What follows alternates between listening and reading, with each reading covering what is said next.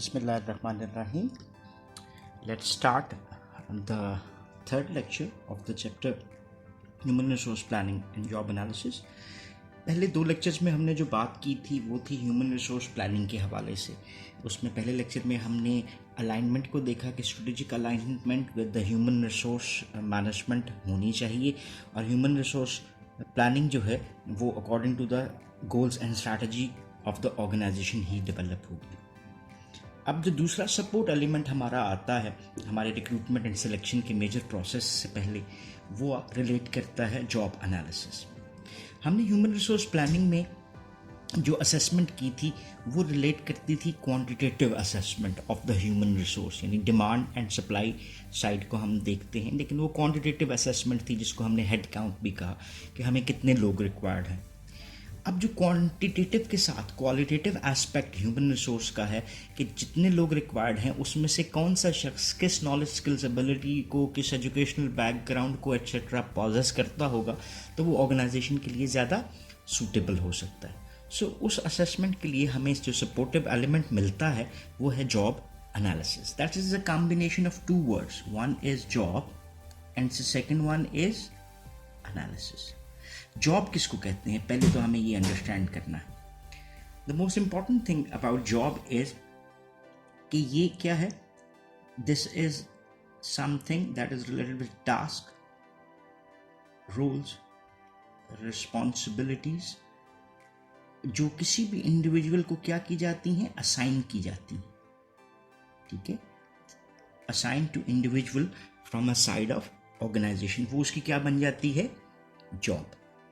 Analysis को अगर हम बात करें तो इसका मतलब क्या हुआ कि एनालिसिस रिलेट करता है किससे, तज्जिया करना, एनालाइज करना किसी भी चीज़ को. अब ये एक जो मिसपरसेप्शन एट टाइम कहीं पे जनरेट होती है जॉब एनालिसिस की, वो है परफॉर्मेंस एनालिसिस के साथ.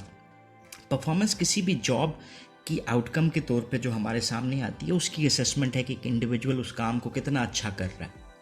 लेकिन जॉब एनालिसिस बेसिकली क्या है, उस जॉब का तज्जिया करना, यानी systematic exploration of activities with in a job, कि एक सिस्टमैटिकली एक प्रोसेस के थ्रू हम ये एवेलुएट करेंगे कि एक जॉब में क्या एक्टिविटीज़ जो हैं वो परफॉर्म की जा सकती हैं. सो एक अगर हम बुकिश डेफिनेशन पे आते हैं तो जॉब एनालिसिस हमें क्या कर रहा है, हमें हेल्प कर रहा है provide information basically to that provides information about job currently being done and the knowledge, skills, abilities that individuals need to perform the job adequately. So ये हमारे पास एक डेफिनेशन आ गई जनाब जॉब एनालिसिस की. सो यहाँ पर हमने जो एक और डेफिनेशन है वो हमारी डील कर रही है. Job analysis is a systematic exploration of the activities with in a job, जो मैंने पहले बात की.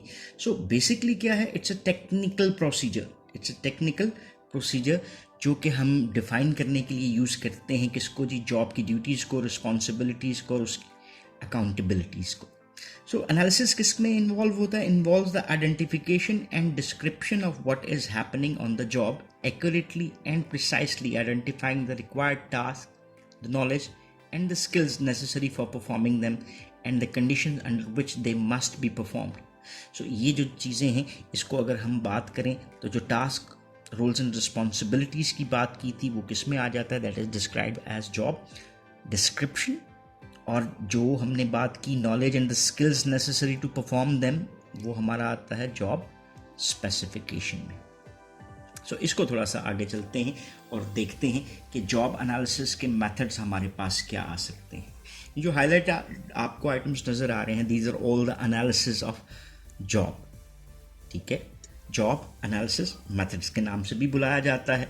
सो दे विल डिटरमाइन कि जॉब के एलिमेंट्स क्या हैं और उसके लिए essential knowledge, skills and abilities जो हैं वो क्या हैं जो कि रिक्वायर्ड हैं ताकि वो एक इंडिविजुअल अच्छे तरीके से उस काम को परफॉर्म कर सके.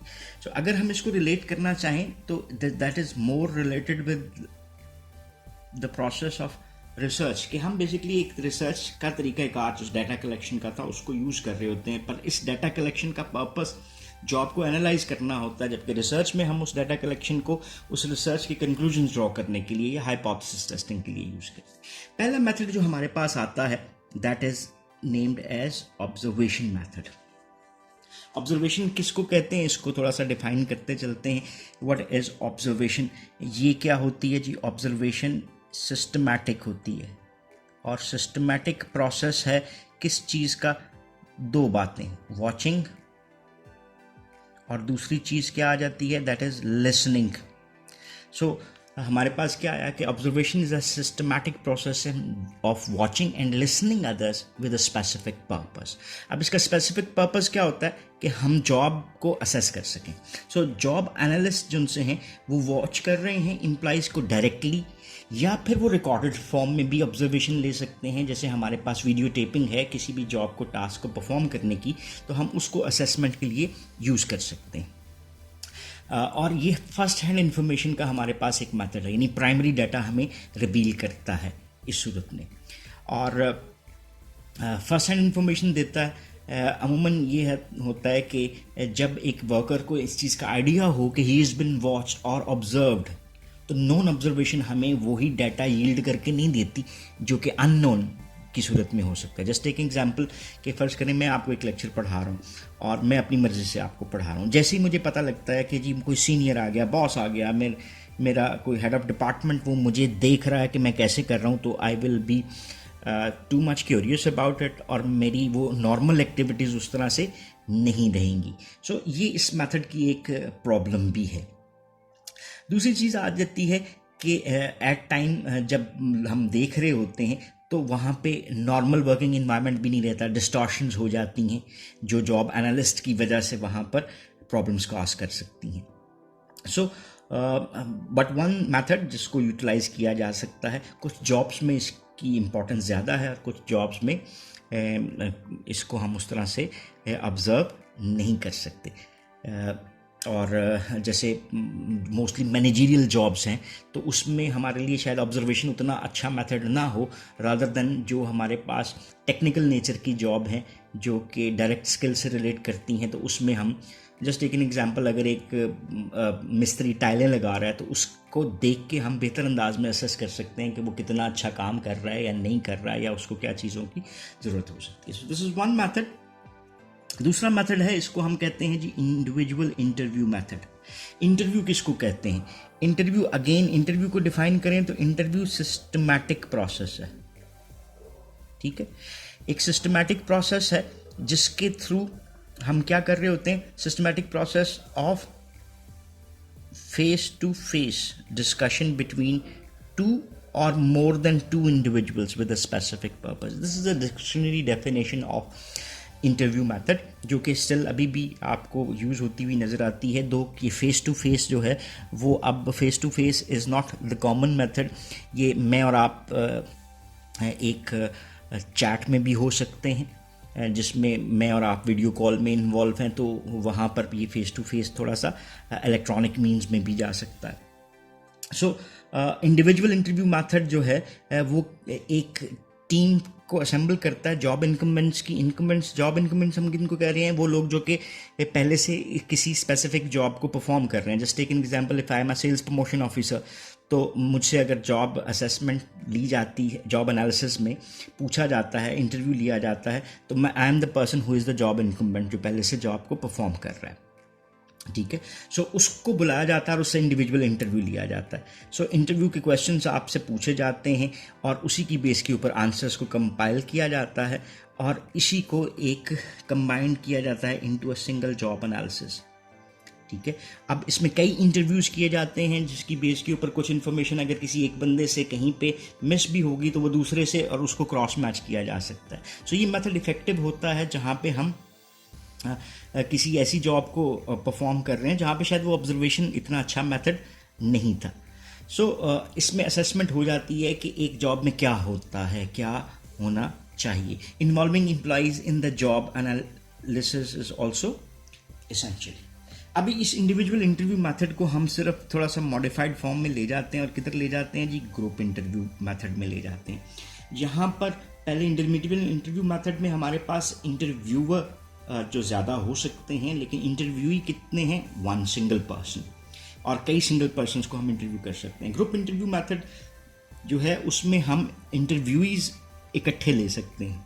जैसे मैं एसपीओ और आप एसपीओ और 3 और एसपीओ, 5 लोगों का ग्रुप है और उन लोगों को इकट्ठा हमने इंटरव्यू किया, ठीक है, और उसमें हमने उनकी असेसमेंट कर ली। सो एक्यूरेसी इसमें इंक्रीज़ हो जाती है इन असेसिंग जॉब, लेकिन ग्रुप डायनेमिक्स जो उनसे हैं वहाँ पर कुछ इफेक्टिवनेस को रिड्यूस भी कर सकते हैं, क्रॉस काउंटर आर्ग्यूमेंट्स भी जनरेट हो सकते हैं। खैर, these are all parts of this whole process. Then हमारे पास आ जाता है जी अगला method, that is the structured questionnaire method. Questionnaire हम किसको कहते हैं, जो हमारे इंटरव्यू के कुछ सवाल होते हैं उनको हम फेस टू फेस पूछ रहे होते हैं, लेकिन अगर उन्हीं क्वेश्चंस को हम एक रिटन फॉर्म में किसी से पूछ लेते हैं तो वो हमारा क्वेश्चनियर बन गया। स्ट्रक्चर्ड क्वेश्चनियर इसीलिए हम इसको कह रहे हैं, इसको बाकायदा प्रोफेशनली डिज़ाइन किया जाता है, ठीक है। जैसे अब यहाँ पर उसने स्पेसिफिकली डिज़ाइंड क्वेश्चनियर का जिक्र कर दिया, और वहाँ पर हम रेटिंग्स दे सकते हैं कि एक इंडिविजुअल जो है वो अपनी जॉब को किस अंदाज में परफॉर्म कर रहा है। डिफरेंट टास्क दे दिए जाते हैं, जो टास्क आप परफॉर्म करते हो आप उनको चेक कर देते हो, जो नहीं करते वो अनचेक रह जाते हैं।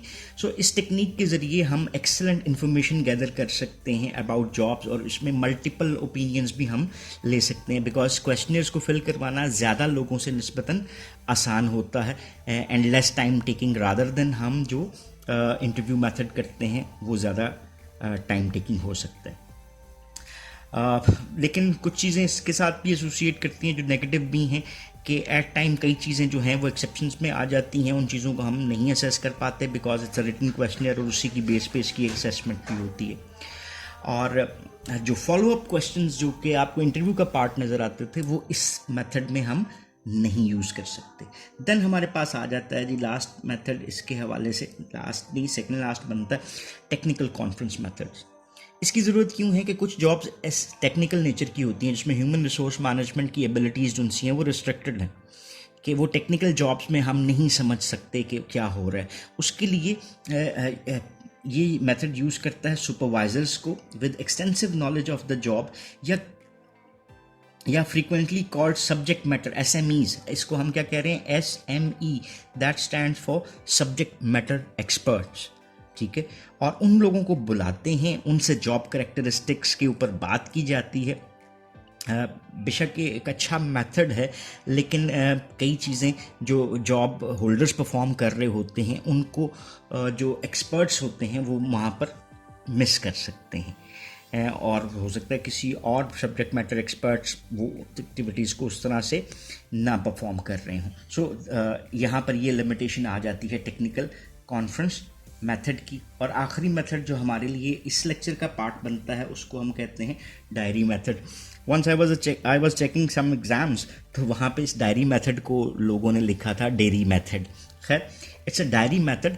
एट टाइम्स जब हम डिफरेंट जॉब्स को परफॉर्म कर रहे होते हैं तो उसमें डायरी राइटिंग कंपल्सरी कंसिडर की जाती है, और आप काम करते हैं और उसके साथ नोट्स बनाते जाते हैं और डायरी पे राइट डाउन करते जाते हैं।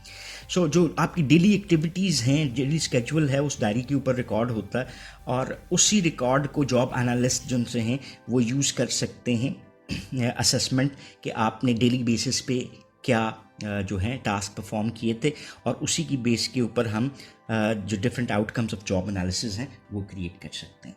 सो this is what is about job analysis, कि जॉब एनालिसिस क्या होता है। It's a systematic exploration of activities with in a job, और जॉब एनालिसिस के लिए हम जो डिफरेंट मेथड्स यूज़ कर सकते हैं वो हमारे पास जो डिटेल आती है वो क्या बताती है, ऑब्जर्वेशन को, इंडिविजुअल इंटरव्यू को, ग्रुप इंटरव्यू को, स्ट्रक्चर्ड क्वेश्चनर, टेक्निकल कॉन्फ्रेंस, और आखिरी चीज़ हमारे पास क्या आ गई जी, diary method. So this is all about this lecture, और इससे आगे बात करेंगे हम इंशाल्लाह नेक्स्ट लेक्चर में। आपके अगर कोई भी क्वेश्चंस हैं तो आप उसको कमेंट सेक्शन में पूछ सकते हैं।